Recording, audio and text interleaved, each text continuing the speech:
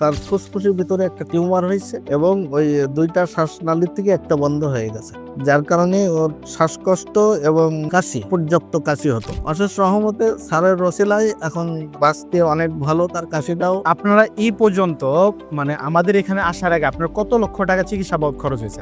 এখন ইন্ডিয়াতে যেহেতু এটা চিকিৎসা করিনি, তারপরেও 5 থেকে 6 লক্ষ টাকা চলে গেছে। 5 থেকে 6 লক্ষ টাকা। জি জি। আসসালামু আলাইকুম, আমি doctor ATM Rezaul Karim, cancer চিকিৎসক অধ্যক্ষ ডাক্তার SM সরোয়ার স্যারের সহযোদ্ধা হিসাবে কাজ করতেছি গণস্বাস্থ্য হোমিওতে। তো এখানে আমরা দেখে আসতেছি আল্লাহর মধ্যে বহুত পেশেন্ট সুস্থ হয়, যাদেরকে দেখতেছি অ্যাম্বুলেন্সে করে নিয়ে আসতেছে বা হসপিটালে আইসিইউতে আছে, ওখান থেকে ব্যাক করে। সেই ধারাবাহিকতায় আজকে আপনাদের সামনে আমাদের ছোট্ট একজন বাবুর পরিচয় করে দিব, যে আমাদের এখান থেকে চিকিৎসা করে আল্লাহর মধ্যে সম্পূর্ণভাবে সুস্থ আছে।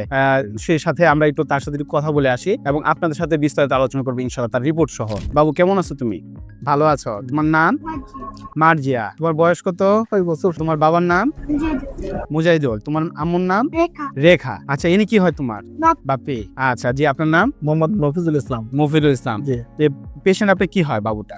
ভাস্তি, আমার ছোট ভাইয়ের মেয়ে। জি। আপনাদের বাসা কোথায়? আমাদের বাসা সাতক্ষীরা, সাতক্ষীরাতে। কলারোয়া থানা। গ্রাম? গ্রাম Khaddapatta. Post office? Post office Dhandia.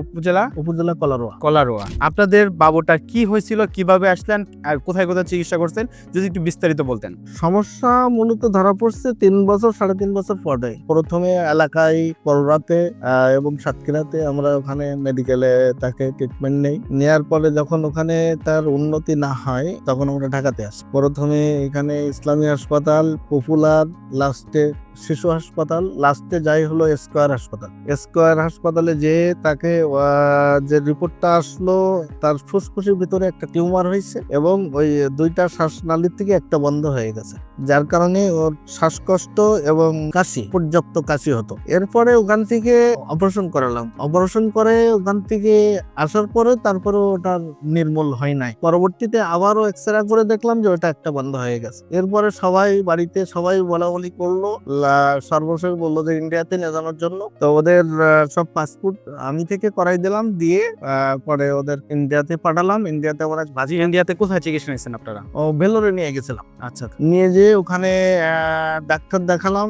দেখানোর পরে ওখান থেকে ওনারাও অপারেশনের কথা বলার পরে তো ওখানে 6-7 মাস দেখানোর পরে অপারেশনের কথা বলে যখন আমাদের কথা বললো, তো এরপরে বললাম ঠিক আছে, আমরা তাহলে দেশে যাই, দেশের থেকে এসে আমরা অপারেশন করবো। পরে দেশে আসলাম, এসে ওনাদের কাছ থেকে ওটা শুনে আসছিলাম আমাদের কথা। ওখানে 5 লাখ টাকার মতো তারা চাইছিল। আসলাম, এসে আমাদের নিজেদের প্রিপারেশন নিয়ে আমরা আবার ভেলোরে চলে গেলাম। যে অপারেশন করব, ডাক্তারের সঙ্গে যখন বিস্তারিত কথা হয় ওকে নিয়ে, যে আসলে অপারেশন তো করব, ছোট বাচ্চা মানুষ, অবস্থাটা কি, যে আসলে অপারেশন করলে কি আমি ক্লিয়ার পাবো? হ্যাঁ, কিওর হবে। হ্যাঁ। তো তখন ডাক্তার বলল যে এটা সিউরিটি দিতে পারবো না আমি। এরপরে জিজ্ঞাসা করলাম যে তার রিস্কের বিষয়, তো বললো যে 5% রিস্ক, 95% ধরে নিতে হবে যে নাই। তো এসবগুলো শোনার পরে বাড়িতে কথা বলে সবার সঙ্গে আলোচনা করলাম। করার পরে সবাই দেখা গেল বললো যে ছোট বাচ্চা, এখন যেহেতু 5% মানে নাই, হ্যাঁ,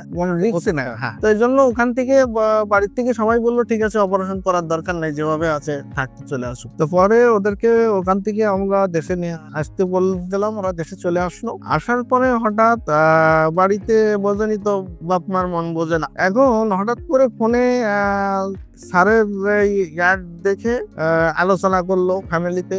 করার পরে তো বললো সবই তো দেখে আসলাম। ইন্ডিয়াতে আমাদের মানে সর্বশেষ ভরসা হলো আমাদের কোনো কিছু হলে ইন্ডিয়া। এর চাইতে বাইরে সিঙ্গাপুর, থাইল্যান্ডে যাওয়ার মতো আমাদের অ্যাবিলিটি নেই, যার সুযোগ নেই, যাইতে পারেনি। ঠিক আছে, তো তাহলে স্যারকে দেখাই। স্যারকে আমরা একটু দেখাই, সব তো দেখালাম, ওখানে একটু সময় দেই, দেখি কি হয়। পরে ওখানে দেখানোর পরে 7 মাস ট্রিটমেন্ট হওয়ার পরে আল্লাহ রহমতে, অশেষ রহমতে স্যারের রসিলায় এখন বাঁচতে অনেক ভালো, তার কাশিটাও হালকা আছে। এবং রিপোর্টটা যা পাইছি, রিপোর্টেও দেখা গেল যে এটা ছিল ওইটা আস্তে আস্তে ক্লিয়ার হচ্ছে। সব মিলাই আল্লাহর রহমতে এখন অনেকটা ভালোর দিকে এই অবস্থায় আছে এখন। আপনারা এই পর্যন্ত মানে আমাদের এখানে আসার আগে আপনার কত লক্ষ টাকা চিকিৎসা বাবদ খরচ হয়েছে আপনার? এখন ইন্ডিয়াতে যেহেতু এটা চিকিৎসা করিনি, তারপরেও 5 থেকে 6 লক্ষ টাকা চলে গেছে। 5 থেকে 6 লক্ষ টাকা। জি জি। ইন্ডিয়াতে ইন্ডিয়ার আগে বাংলাদেশ না না বাংলাদেশে গেছে। বাংলাদেশে আর ইন্ডিয়াতে দেখা গেল যে ওইরকম 2 লাখ টাকা মতো খরচা হয়েছে। আচ্ছা আর অপারেশনটা করলে আরো এক্সট্রা 5 লাখ টাকা দিতে হতো, যেহেতু ওরা অপারেশন করেনি, আমরা ওখান থেকে চলে আসি। আচ্ছা টোটাল মানে আপনার আগে 7 লক্ষ টাকা আগে খরচ হয়ে গেছে, খরচ হওয়ার পর কোনো রেজাল্ট পান নাই, সবশেষে আমাদের ডাক্তার এস এম সরোয়ার স্যারের নিকট দিয়ে চিকিৎসা শুরু করেন। এই বাচ্চাটা 7 মাস ট্রিটমেন্ট চালানোর পরে আমরা ওনাকে গত মাসে বলছিলাম যে আপনারা এবার পরীক্ষাটা করেন। ওনারা যে পরীক্ষাটা নিয়ে আসছে, এই পরীক্ষাটার রিপোর্টটা আপনারা এখানে দেখুন। এই পরীক্ষার রিপোর্টটার মধ্যে বলা হচ্ছে যে সম্পূর্ণরূপে আল্লাহর রহমতে বাচ্চাটা এখন ওই টিউমারটা আর নাই। যে টিউমারটা নিয়ে আমাদের টেনশন ছিল, টিউমারটা নিয়ে এত কিছু, সেই টিউমারটা এখন আলহামদুলিল্লাহ এই রোগীটার আর নাই। এখন আল্লাহর রহমতে 7 মাসের চিকিৎসায় এই বাচ্চাটা যেমন সুস্থ হয়েছে, আমরা জানি যে এই সমস্ত ট্রিটমেন্টগুলো আপনি ইন্ডিয়া বলেন, সিঙ্গাপুর বলেন, থাইল্যান্ড বলেন, যেখানেই যান, এই সমস্ত বাচ্চাদের বা এই সমস্ত রোগের ট্রিটমেন্ট অপারেশন করলেই যে চলে যাবে বিষয়টা তা না। এটা পুনরায় আবার ফিরে আসে এবং খুব অল্প সময়ের মধ্যে। বড় জোর আপনি 6 মাস থেকে 1 বছর সময় পাবেন, এর মাঝখানে আবার ফিরে আসে। কিন্তু আল্লাহর রহমতে এই রোগীটাকে আমরা এখন ট্রিটমেন্ট করতে পারছি। আল্লাহর রহমতে রোগীটা সম্পূর্ণরূপে সুস্থ আছে এবং রিপোর্ট অনুযায়ী সুস্থ আছে। আপনার বাচ্চাটাতে এখন রিপোর্ট অনুযায়ী আমরা সুস্থ পাইলাম। আপনি কি মনে হয় শারীরিকভাবেও শারীরিক ভাবে আগে ছাড়া এখন আল্লাহর রহমতে অসুস্থ সম্পূর্ণরূপে সুস্থ আছে? জি জি।